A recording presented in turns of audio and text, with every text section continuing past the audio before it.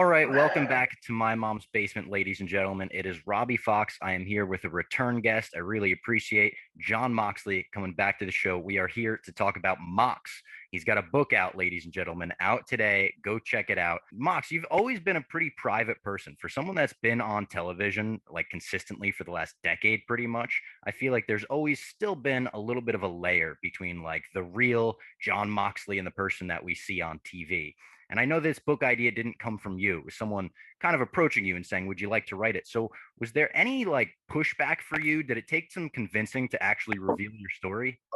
No, in the sense that, yeah, I've always kind of kept a layer between myself and everybody else, and I don't give every single part of myself to anybody else. So I don't participate in social media and these things, and like we're on the precipice of the media blitz for this book, and I was like, they gave me like the list of people. I was like, I'm not talking to them. I'm not talking to them. I'm not talking to them because I'm like, I don't want to talk to all these.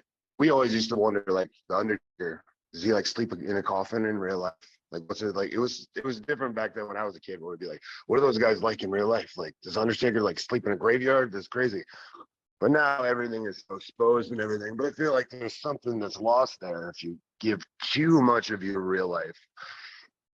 And when you try to portray character, it might not ring as true. But the way it's worked out for me, my life is so exposed now already through having to do media, this through my wife. She's so open and so exposed, and she's on social media and everything, and has podcasts is on every show. I feel like our lives are so exposed anyway that, I mean, it is what it is. And anything from like the past, it's the past. I don't care. Like, I'm not embarrassed about anything. Like, most of it was just to remember it. I don't have a very good memory. I'm like, that's why I didn't even think I should write a book. I was like, I don't think I could write that good of a book. I don't have that good of stories. Like, what do you want me to write a book? Like, then the more I went back and think about it, I was like, okay, well, that's a pretty good story. But like, and a lot of them are like, well, I kind of remember, but I kind of don't remember because it's pretty fucked up, but you go back and there's a big catharsis and going back, kind of remembering all these things, and it's kind of fun to go back to those places, and it's a whole process of putting this book together. But to answer your question, like, at this point, nah, I lay it all bare. I have a promo on TV. I just tell you the truth of what I'm thinking right at that exact moment, pretty much. Whatever that is, like, I'm just gonna go to the ring and beat the shit out of this fucking guy because I don't give a fucking flying fuck about any of this and whatever, It's a lot going on right now. My sister just gave birth last night at 4:17 a.m. So I have a new nephew. Congratulations. And Cam, that happening at on top of it, just flew back from Boston to Vegas. We're in the middle of moving. That's how I'm doing the old Vegas to Miami to Philadelphia, back to Vegas, back to Boston kind of thing right now. So like this month, like, I don't know if I overbooked it or if it just the book came out at the same time, or AEW's adding new shows or whatever. For whatever, this month has been insanity. And on top of everything else we got going on, then Renee's like, your sister's water just broke. I freaked the fuck out, whatever. But she had a baby in her home at 4:17 a.m. last night. So that's the good news over here right now. But like, this is real life. I just tell you what the fuck's going on. And that's what the book is. Hey, it's we're all humans, and we all have like a human story, and just regular shit happens. And it's pretty much stream of consciousness. It's an unorthodox written book than any other wrestling book. Every other wrestling book is I was born here, went to middle school, and then I went into wrestling, and then yada yada yada, and then I wrestled this guy at this pay-per-view, this person at this pay-per-view. And that's what I feel like. I don't know if you read one wrestling book, you've read them all. So my goal was to make mine entirely different. Does that mean it's better? Maybe not. Maybe it sucks, but I can assure you that it's different. I had a few rules where I was like, okay, if everybody else does the big color pinup section in the middle, I'm not going to do that. I'll have just kind of visions or photos and wrap together throughout, kind of make it seem like a journal written, almost like a scrapbook of just like my thoughts and feelings, what I was going through, and where I was at in my career, whatever it is, almost give it like a scrapbook kind of vintagey backstage pass kind of fun feel. You know, everybody goes on a linear story. No, everybody else color. I'm black and white. My basic rules were do the exact opposite of what every other wrestling book does. And I try to not, you know, a lot of these wrestling books, they like, especially the ones that are like ghostwritten, you can tell that like the author is like, I mean, most of the people who are going to be reading this are wrestling fans. And they know what you're talking about, right?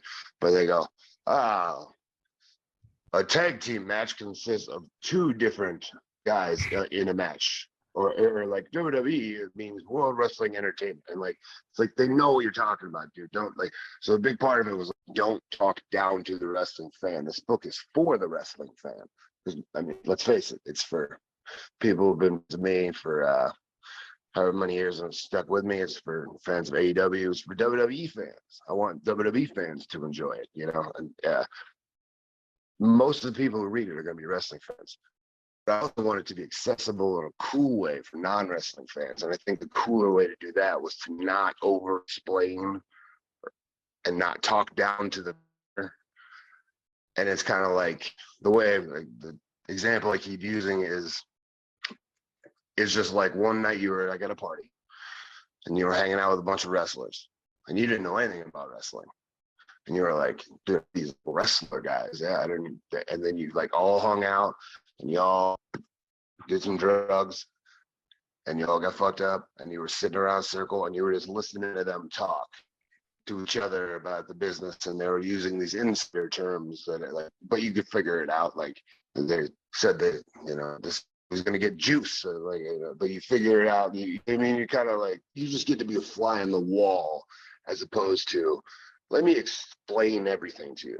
It's just a fly on the wall actually getting to be like in my actual life, in my actual world, where I've been and where I'm going and all that. So it's pretty, I think it's pretty cool. I'm very proud of it. I can't wait for it to come out because, you know, you go to the ring, you cut a promo, you hit somebody with a pile driver, you hit somebody over the head with a chair, whatever the fuck. You get an immediate response from the crowd. You write what you think is a really good piece of literature and you're satisfied with it and you're pumped up.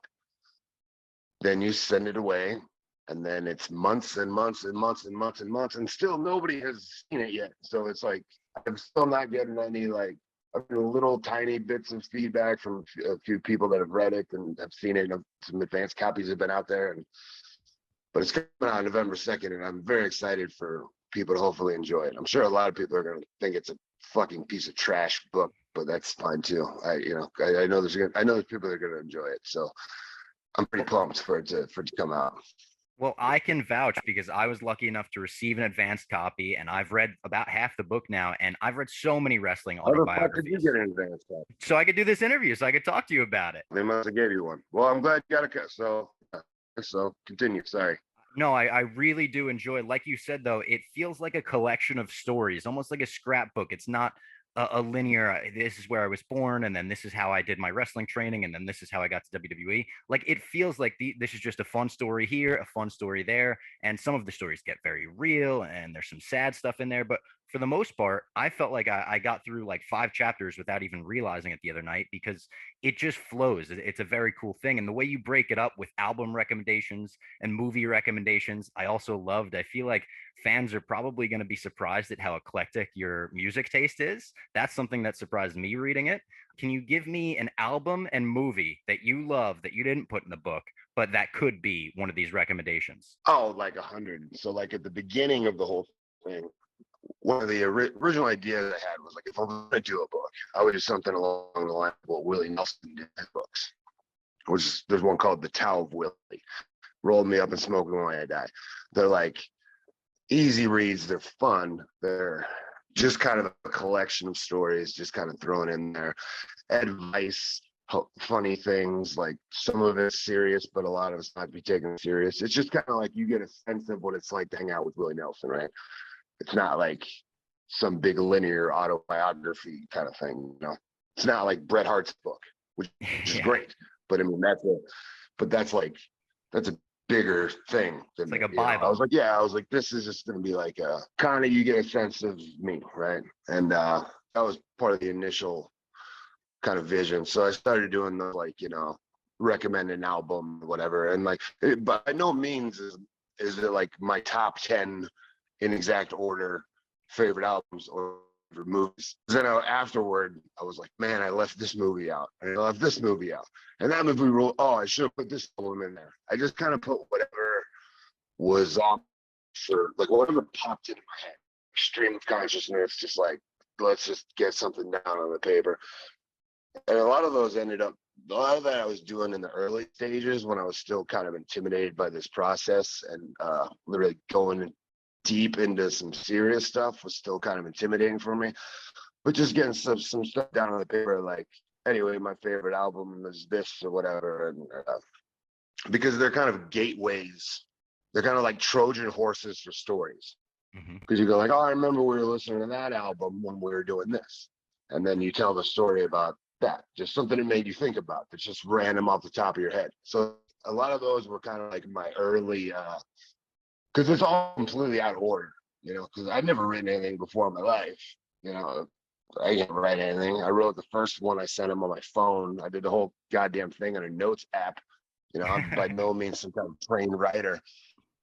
So a lot of those were kind of my initial, just dipping my toe in the water of what it's like to write about stuff before I got into like the more heavy, serious shit. And then they can be good, nice Trojan horses. I feel like I gotta go back. If I do another one, I feel like I gotta bring back more movies and albums if people enjoyed that part of the book. Oh, yeah. One I meant to put in was Drop Zone, Oh yeah. 1994. Wesley Snipes. And it's like a skydiving bank robbing movie. It's kind of like, it's probably not too dissimilar from Point Break, but it's skydiving instead of surfing. I don't know. There's like these skydiving guys and bank robbers and all this, but it's like it's the greatest like 90s action movie kind of, you know. It's so underrated. I was watching it like a few months back. I was like, man, I haven't seen this since I was a kid. I was like, why does nobody talk about Drop Zone? Drop Zone rule. So I was like, I have to put that in the book. I got to put some respect in this movie. Somebody's got to know, you know, but I didn't. It never made it somehow. But maybe in the next one, we'll have to talk about Drop Zone. And there's a chapter where you talk about sandwiches, and it really cracked me up because I did not realize you were such a sandwich connoisseur. You're such an expert on the topic. But you didn't mention, if you had to pick just one sandwich for the rest of your life, if I were like John Moxley, I can only give you the ingredients for one sandwich, which sandwich would you select? I mean, Subway does. I mean, like a homemade or like somewhere from somebody else's. Homemade. I'd probably go. I might go fried bologna. Fried bologna. Yeah. Oh wow, Might that go. surprises me. Might go toast, fried bologna, tomato, a little mayo.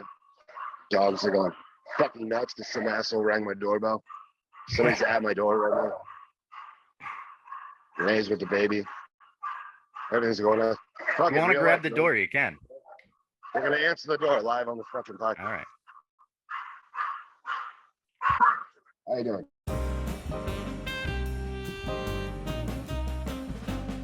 This is real life shit.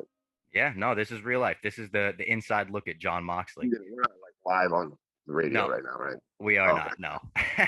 There's a chapter in this book where you discuss your match with Triple H at Roadblock. And that's a match that we've actually discussed at length on this show. And you've kind of told us the backstage story behind that one. So I was really excited to see it in the book and kind of like more in depth about it. Is there a match post WWE that you feel as prideful about as you feel about that match? Oh, 100%. Like a bunch of them. There's probably, I'd say there's more WWE in this book than AEW or New Japan, probably just because all those things are kind of currently going on.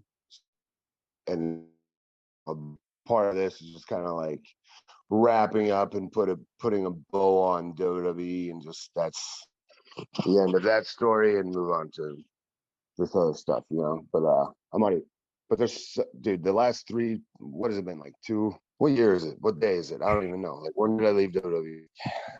Something like that. Incredible run, like super physical matches.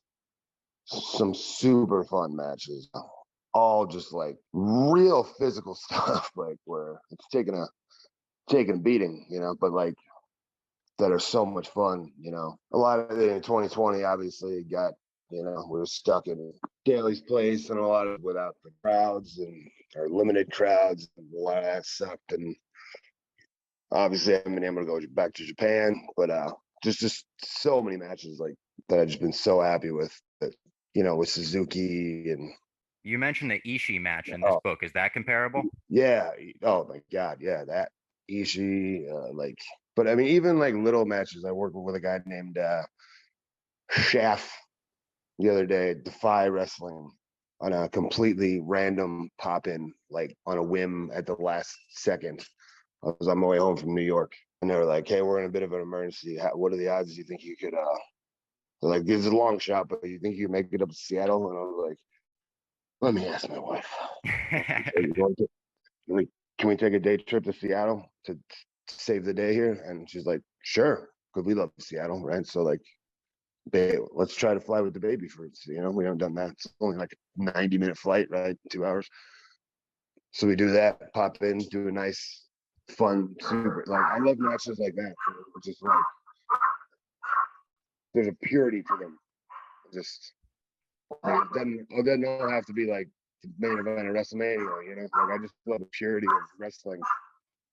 Maybe you could shut up, you little chihuahua. There's a bunch, But I chose like a couple of specific matches and a couple of specific stories for the book that were, because like if I told you every single time like I did something stupid or got fucked up or was high or drunk or fell down or got fucking hit by a car in the street, it would take like an entire book. Like I don't have time to tell you every story like that.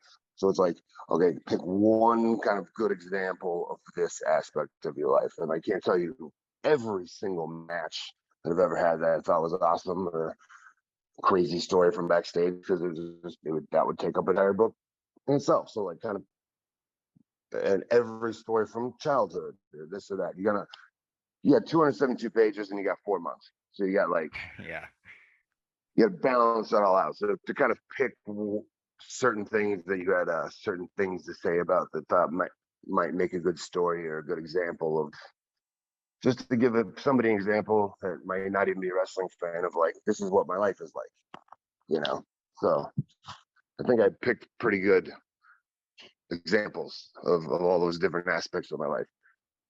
Yeah, and you talk a lot about your love of like the live events that were maybe held at smaller arenas and the smaller coliseums. And now that AEW is obviously kind of just a TV focused company and they're not doing those live events yet, are the Defies and the GCWs of the world scratching that itch for you? Oh, 100%. I love indie wrestling. And especially right now, like they got hit really hard, man, with pandemic and not being able to run shows and everything. A lot of those guys were starving, man.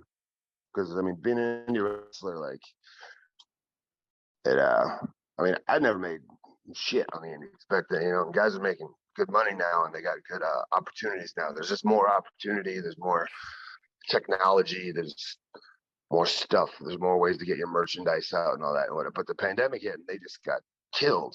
And I came from the indies, so like I almost felt like a responsibility to try to help, So like if I can come to a GCW or whatever, tomorrow I'm gonna be at Pro Wrestling Revolver in Clive City, Iowa, around Des Moines. I know I'll be wrestling Jimmy Jacobs, who I haven't wrestled in 10 years, but I'm always down to stab him in the face. So that's probably gonna get fucking wild.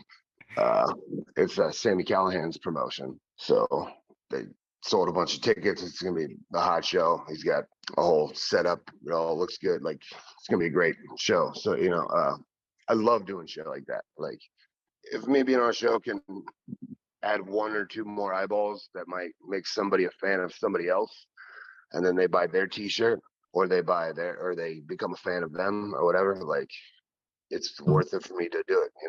So a lot of it is I want to help, but a big part of it is I just love indie wrestling. I just love the atmospheres. There's a purity to it, There's it's a same kind of, you can have the same kind of energy with 200 people in a room as you can with 20,000 people in an arena. I've done both, and it can be comparable. That's awesome. And another thing you mentioned a little bit in the book is your love of MMA. And I also cover MMA for Barstool. So I wanted to get your thoughts on an upcoming card before I got you out of here, the MSG card. Do you have any thoughts on these three fights? Kamaru Usman versus Colby Covington, the rematch. Rose Namajunas versus Weili Zhang, the rematch. And Justin Gaethje versus Michael Chandler. Is there one you're looking forward to the most? Oh, Justin Gaethje versus Michael Chandler is probably the one I'm looking forward to the most. I'm so behind on MMA right now. So I've been so busy with all this stuff and this baby and this traveling, and I'm like, what? I didn't even know what that card was, but I'm like, yes, correct. Michael Chandler, Justin Gaethje. So it's coming up soon, I guess. Yeah, so this interview will come out the day that the book is out, and that's the next weekend. Hell yeah, dude. I love Justin Gaethje so much. Like, he's my guy. I will never not bet on him. I will never not cheer for him. Like, all due respect to Michael Chandler, like him too. But goddamn, I love Justin Gaethje. He's just like, how do you not? He's just zero fucks, But like his style before he like decided that, okay, I actually want to try to win the world championship. Maybe Yeah. I should stop. And he kind of changed his style to a little bit more technical when he fought Tony Ferguson for the first time. But before that, when he's just balls out, fucking leg kick, crazy machine, every single fight is a fucking insanity. I was like, that type of psychology, that's kind of like what my matches should be. Just balls out, fuck you, like, let's just fucking go. I don't care if this goes 5 minutes. Let's just one round fight, fuck it. You know what I mean? It's like, I can relate to that type of thing. But he's much better, much scarier now that he's more technical, and he actually does show a little restraint and isn't completely in your face with the balls out, aggression. But I just love Justin Gaethje, so that's going to be an amazing fight. And No, I agree. And I think it kind of came through in your wrestling, because my next question was, is there an MMA fighter that sort of embodies the John Moxley spirit? And is it Justin Gaethje? yeah, I'd say probably Justin Gaethje before he got smart. Yeah. like World Series of fighting Justin Gaethje. That's what I'm going for. Like, because I'm not that smart. So I'm not going to get smart. But maybe like a Nate Diaz then? No disrespect to Nate, but. Oh, and so, dude, like Nick Diaz, Paul Daly from Strike Force. Hell yeah. One round, the greatest round in history. We only needed 5 minutes to tell the story, but it was just foot to the gas pedal, balls out, aggression, craziness, ups and downs.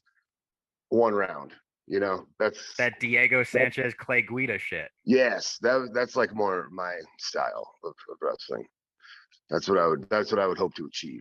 I love it. All right. Thank you so much for the time, John. Everyone, check it out. The book, John Moxley's first book, Mox, is out today. I recommend it to everyone, wrestling fans, non-wrestling fans. If you're listening to this interview, I think you'll get a kick out of this book. I think you'll really enjoy it. John, thank you so much. Much appreciated.